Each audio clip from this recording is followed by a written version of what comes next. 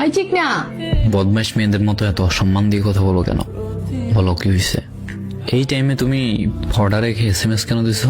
আগে বলো তুমি কই? আমি জিমে আছি, বলো কি হয়েছে? জিমে কি করো? তোমার না বলছে সব জিম টিমে না যেতে? কথা কানে ঢোকে না না?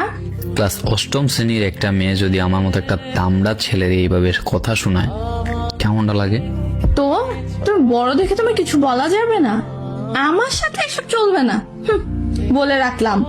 আচ্ছা ঠিক আছে, জিম থেকে বের হও, করতে হবে না এসব।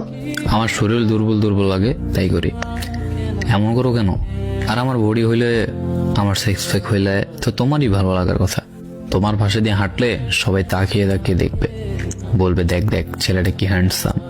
এটাই তো আমার বিপদ। বেডিরা পরে হা করে তাকাই থাকবে। কত কি না বাবা, লাগবে না আমার এসব জিম টিম। তুমি বাসায় থাকবে।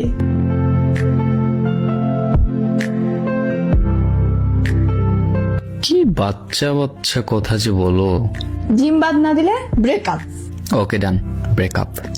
আরে আমি তো মন থেকে বলি নাই, আমি একটু রাগ করে বলছি, তুমি বুঝে নিবা না? কখন কি যে বলো তুমি, কেমনে বলবো?